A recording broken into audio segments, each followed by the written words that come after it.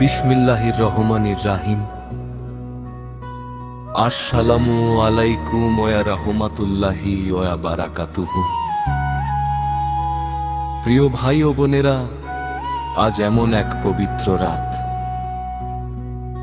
যে রাত আল্লাহ তাআলার অশেষ রহমত, মাগফিরাত ও নাজাতের বার্তা নিয়ে আসে।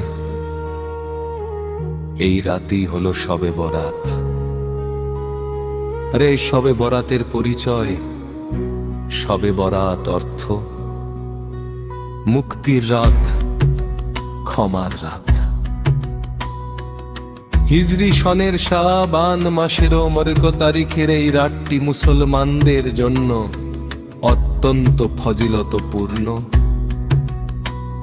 এই রাতে আল্লাহ তাআলা বান্দাদের দিকে বিশেষ দৃষ্টি দেন, ক্ষমা করেন অসংখ্য গুনাহ এবং আগামীর তাকদীর লিখে দেন।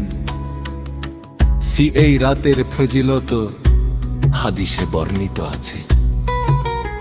এই রাতে আল্লাহ তাআলা প্রথম আকাশে নেমে এসে বলেন, কেউ আছে কি ক্ষমা প্রার্থনা করবে? আমি তাকে ক্ষমা করব। কেউ আছে কি রিজিক চাইবে? আমি তাকে রিজিক দেব।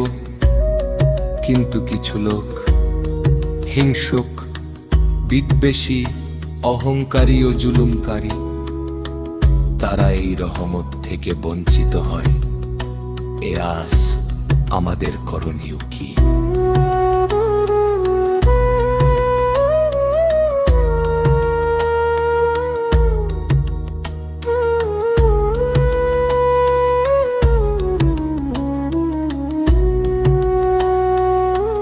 এই বরকতময় রাতে আমাদের উচিত